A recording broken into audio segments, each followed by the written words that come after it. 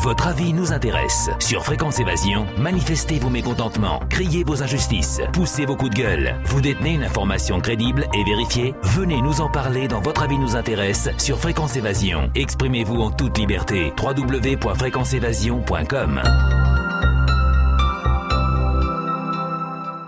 Votre avis nous intéresse sur Fréquence Évasion. Dans quelques instants, nous parlerons de la Somalie en compagnie de Frédéric Pénard.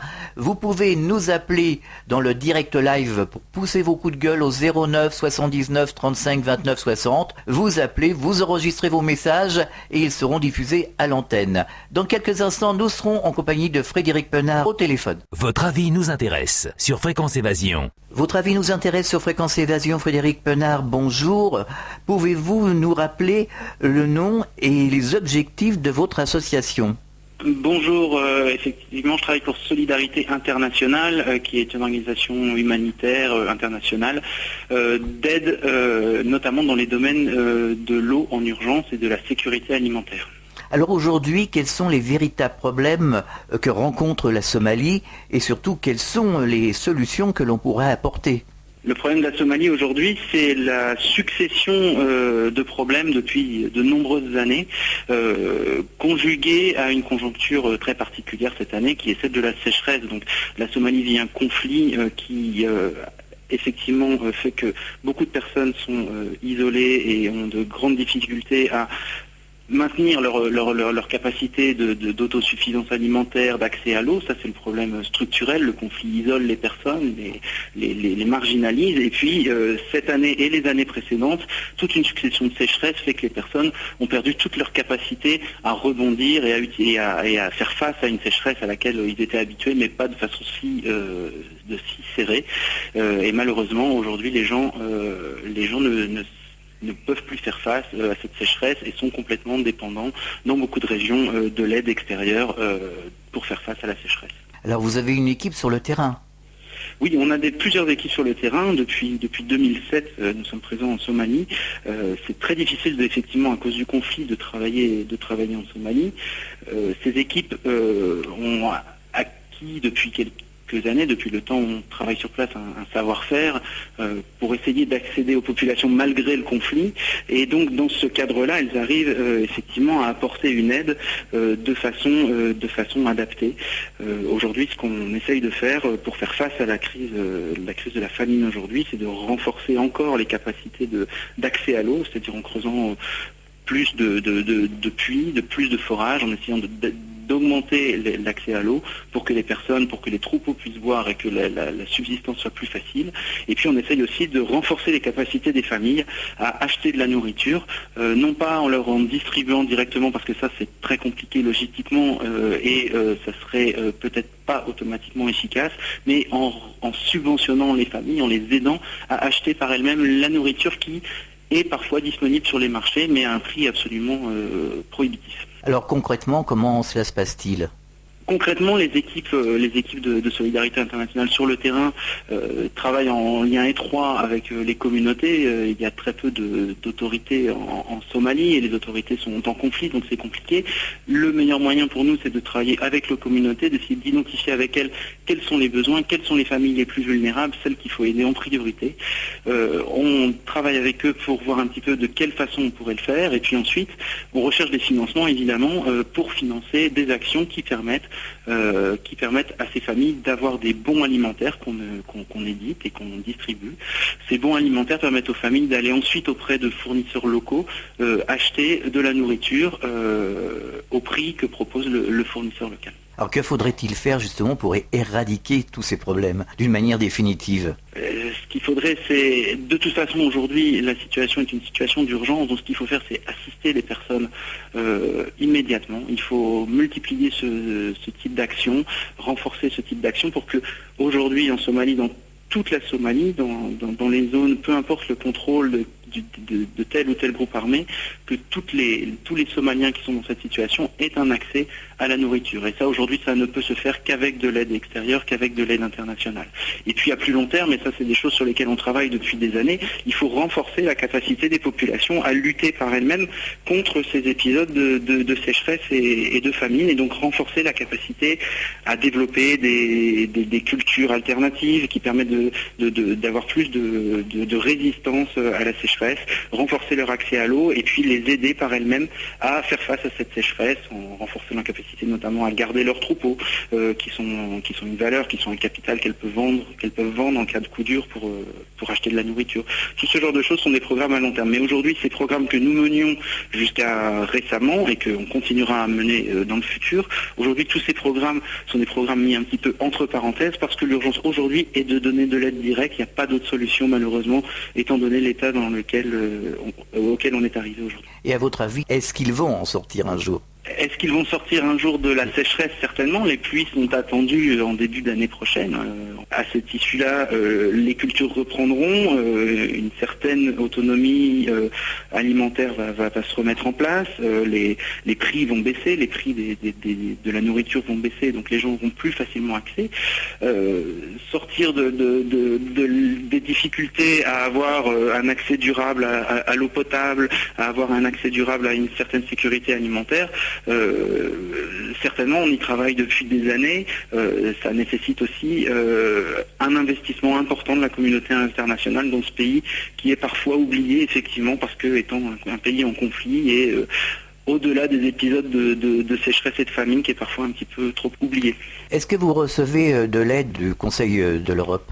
On reçoit de l'aide de l'Union européenne, on reçoit de l'aide de différents bailleurs de fonds, on reçoit de l'aide aussi du grand public qui nous a beaucoup aidé en ce qui nous concerne à développer des programmes qui puissent se mettre directement en place dès cet été, dès juillet, dès août, auprès des populations somaliennes. J'ai envie de vous dire, on n'en reçoit jamais assez parce qu'effectivement, on a toujours envie d'en faire plus. Peu d'organisations humanitaires aujourd'hui pour des questions de conflits ont accès à la Somalie parce qu'il faut y être implanté depuis longtemps pour savoir travailler en Somalie. C'est excessivement compliqué.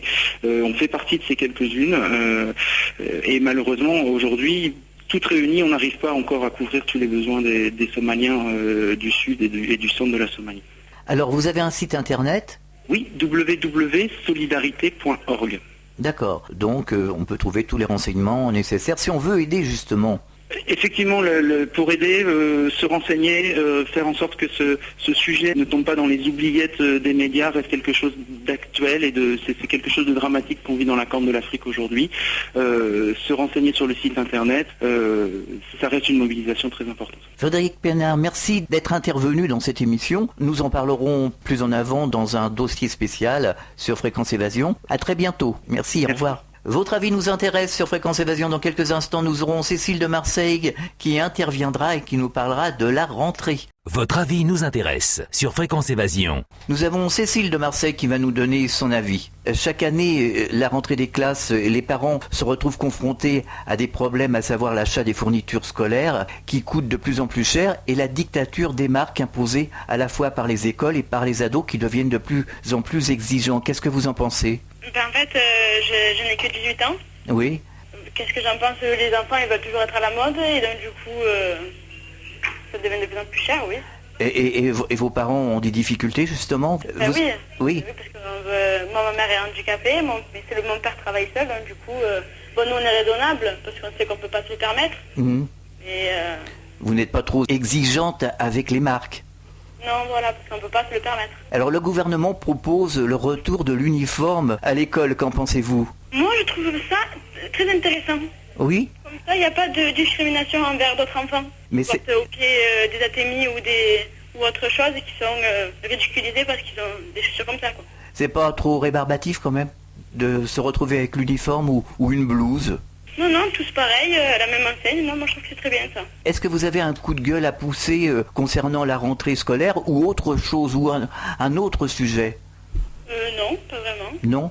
Tout va bien? Oui, tout va très bien. Merci Cécile d'avoir participé à Votre avis nous intéresse sur Fréquence Évasion et à très bientôt et bonne journée à Marseille. De rien. Au revoir. Votre avis nous intéresse sur Fréquence Évasion.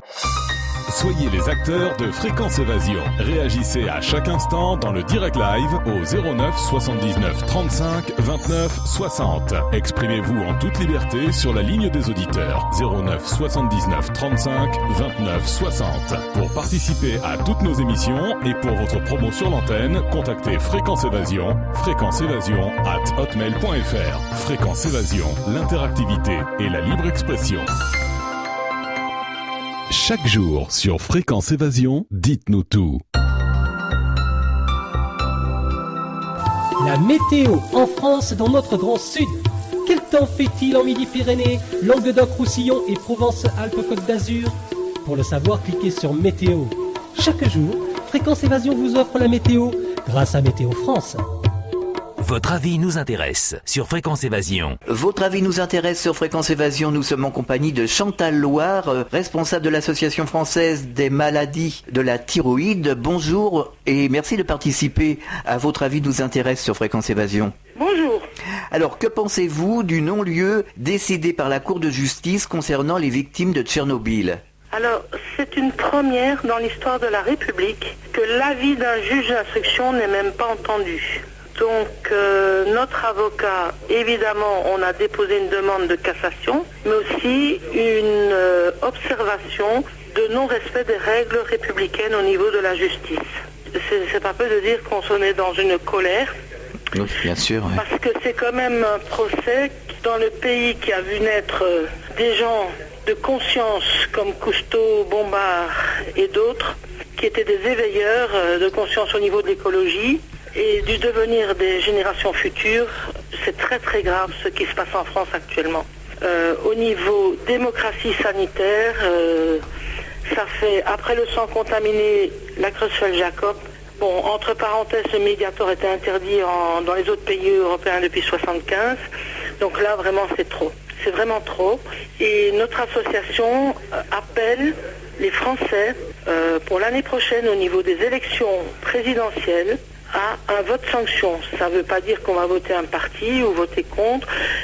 Il faudra que tous les présidentiables répondent à un questionnaire qu'on va leur poser, non seulement par rapport à la poursuite du procès de Tchernobyl, mais aussi par rapport à la considération des pathologies thyroïdiennes, de la prévention et d'avoir une meilleure politique de santé publique. Et vous ne pensez pas qu'ils vont répondre ce qu'ils ont envie de répondre ? Vous dites ce que tout le monde dit. Mais évidemment qu'ils répondront ce qu'ils ont envie de répondre. Mais je pense qu'on arrive quand même à un stade où les gens en ont marre. En ont vraiment marre. Et si les politiques n'ont pas la gouvernance de l'économie, ce qui est certain qu'ils osent le dire. Mais vous savez, heureusement qu'on n'était pas à Paris le 7, parce que déjà au mois de mars, je ne savais pas que les thyroïdes se soignaient par coup de matraque, et je trouvais qu'on avait droit chacun à peu près 30 CRS, mais là, selon les journalistes, il y avait le double. Ah bon ? Et là, paraît-il que même les journalistes ont trouvé les forces de l'ordre très nerveuses. Alors je ne sais pas, je ne comprends pas pourquoi tant d'émotions, tant de réactionnels, tant de vigilance sur un sujet aussi chaud. Alors que disent les malades autour de vous ? Eh bien, j'ai justement une malade qui est dans notre réservoir au niveau conseil d'administration. Je vais vous la passer. Oui. Oui, allô ? Oui, votre prénom ? Catherine. Catherine, bonjour. Alors, vous êtes une victime de Tchernobyl ? Oui, mais écoutez, moi j'ai 38 ans aujourd'hui. Oui. Et comme beaucoup d'enfants en France à l'époque de Tchernobyl, moi j'ai subi, j'ai bu du lait. Oui. J'ai mangé des fruits, voilà. Et tout le lait qui est venu d'Ukraine et qui a été vendu dans les coopératives laitières en France, eh bien tous les enfants de mon âge à l'époque subissent aujourd'hui. Moi je n'ai plus de thyroïde. Et on me l'a enlevé parce qu'il y avait un risque de cancer. Donc il n'y avait même pas de cancer avéré. Ouais. Aujourd'hui, on enlève les thyroïdes avant même que la maladie fasse son apparition. Pourquoi ? Pour éviter des frais médicaux. Alors on a constaté aussi qu'il y avait des adolescents, même des enfants, qui étaient de plus en plus malades. Enfin, c'est ce que nous disent les auditeurs, certains auditeurs comme vous qui ont été touchés par les problèmes de thyroïde. Et un petit peu partout en France, c'est-à-dire surtout du côté du sud-est, du côté de Lyon aussi en Rhône-Alpes, il y a beaucoup de victimes. Alors, quelles ont été vos démarches ? Eh bien, mes démarches, moi j'ai eu la chance, la malchance quelque part de connaître Chantal Loire après mon opération, puisqu'en plus j'ai été opérée par un chirurgien qui malheureusement a eu un geste tel qu'il est. Donc je n'ai plus de parathyroïde, ce qui fait que je ne fixe plus le calcium. Donc j'ai des traitements à vie et petit à petit, eh bien, je suis en manque régulier de magnésium. Aujourd'hui, j'ai des problèmes au niveau des dents, au niveau des yeux. Des calcifications. Le calcium touche, hormonalement aussi, il faut savoir que quand on enlève la thyroïde à une femme, un homme, je ne sais pas puisque je ne suis pas dans ce cas-là. Mais ça règle énormément de choses pour une femme, la thyroïde, et c'est vrai que j'en souffre tous les jours. Enfin voilà, c'est dur, mais il faut penser à nos enfants. Moi j'ai 2 enfants de 5 et 6 ans, et c'est vrai que quand on a eu Fukushima, eh bien sincèrement j'ai eu très peur. J'ai eu très peur. Alors vous avez l'impression... J'ai eu la réaction de donner de l'iode à mes enfants, en petite quantité, mais je leur en ai donné. Vous avez l'impression qu'on ne tire pas conséquence du passé, quoi. Non, absolument pas.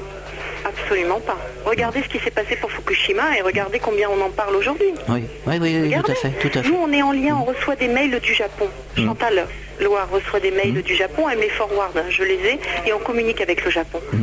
Je veux dire, ils sont au courant de rien. Est-ce que vous avez des échos justement venant du Japon ? Mais ils sont gardés dans le secret et la méconnaissance, comme nous l'avons été par rapport à Tchernobyl. L'histoire se répète. Ah oui. Et elle se répétera encore si aujourd'hui on n'est pas une poignée de quelques personnes à se battre contre la justice et contre l'État français. Parce que c'est ce qui se passe, sincèrement, moi quand j'ai su, Chantal m'a appelé, il m'a dit on a retiré tous les dossiers à la juge. J'ai dit mais c'est pas croyable, mais pauvre France. Alors aujourd'hui, quelles sont vos actions ? Quels sont les recours que vous pouvez avoir justement pour essayer de faire réouvrir ce dossier ? Bien, écoutez, nous on est en contact direct donc avec notre avocat. Et la juge Berthola Geoffroy, donc elle a dit qu'il y avait des éléments suffisants pour un procès. Elle n'a pas été écoutée et entendue.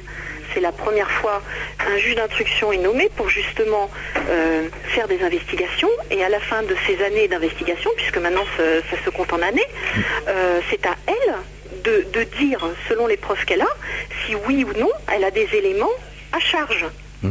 Elle a dit avoir des éléments à charge, et nous savons qu'elle a des éléments à charge, nous les avons vus.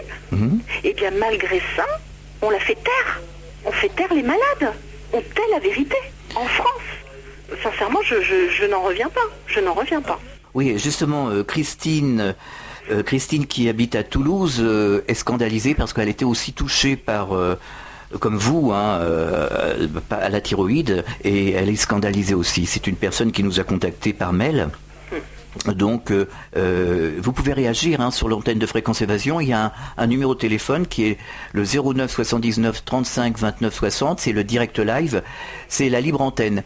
Donc, moi, ce que je vous conseille, c'est d'appeler et nous diffuserons les messages directement sur l'antenne. Si vous voulez avoir des soutiens.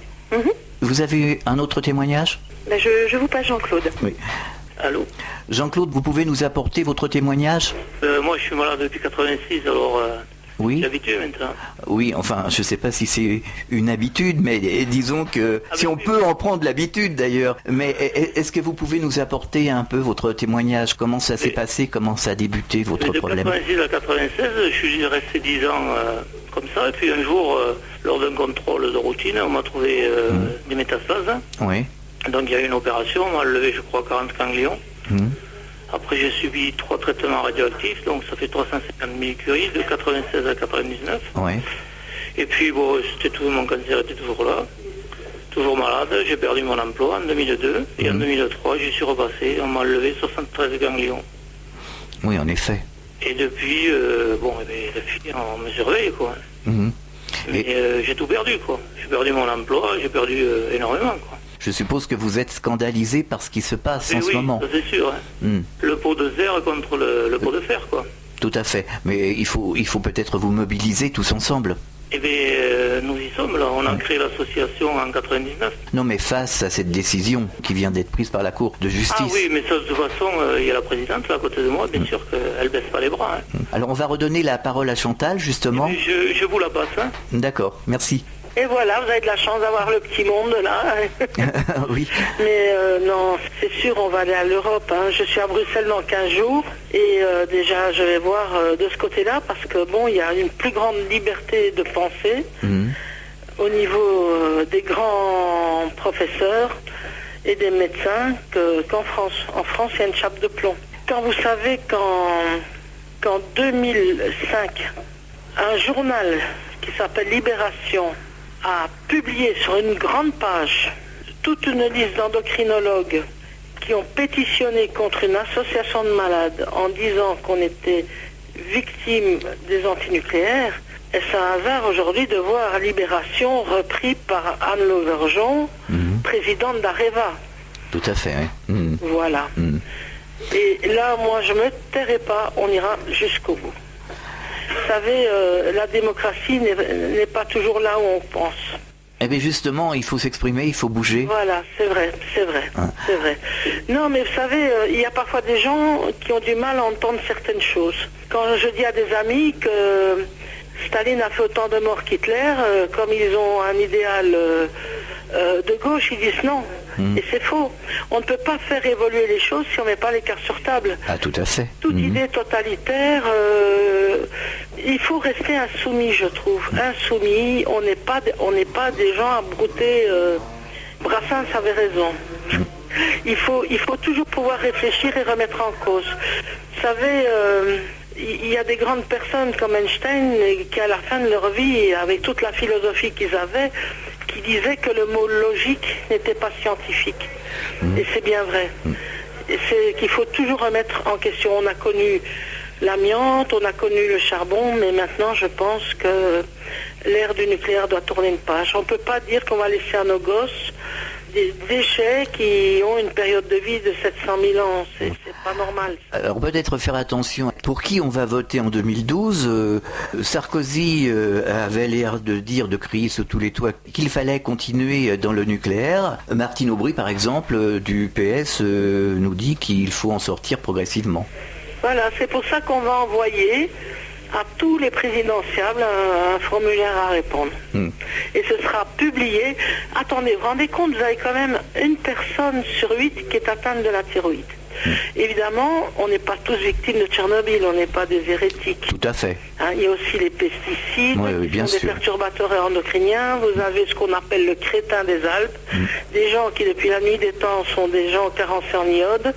Mais là, je pense que c'est un choix de société qu'il faut faire et notre association a cette force, c'est de pouvoir quand même représenter de par sa maladie une réflexion sur le devenir. En sachant qu'on doit faire le maximum au niveau prévention pour que ça n'arrive plus.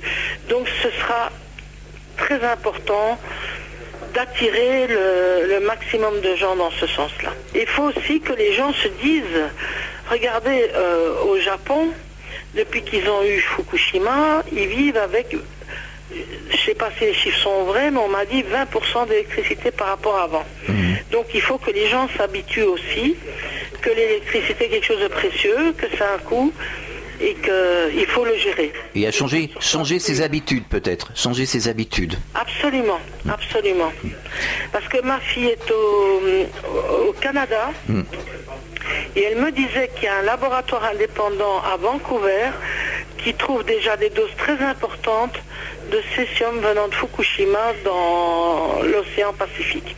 Donc ça c'est vraiment triste parce que ils ont lessivé leur réacteur, mais on va encore le payer sur le long terme, quoi. Oui, d'ailleurs, sortir du nucléaire nous disait qu'il y avait pas mal de centrales nucléaires en France qui n'étaient pas clean et où il y avait des fuites. Et bien sûr, Mais bon, vous savez, le silence, il est en haut et en bas de l'échelle. Bien sûr. Ça ne fait pas plaisir en disant ça. Mais le secret d'instruction a montré que le personnel des centrales, au moment de Tchernobyl, était au courant. Il y avait des radiaires qui ont vibré. Les pompiers étaient au courant, il y avait des radios aériens. Les gendarmes étaient au courant, il y avait des radios aériens. Donc, tous ces gens-là, à un moment donné, ils ont dû se dire dans leur tête, merde, si personne ne fait rien, personne ouvre sa gueule, moi j'ai une famille, ils se démerdent. Et c'est cette mentalité-là qui est très dangereuse pour le long terme. Chantal, vous allez nous donner le numéro de téléphone de votre association. Alors, l'association, c'est le 05 63 27 50 80.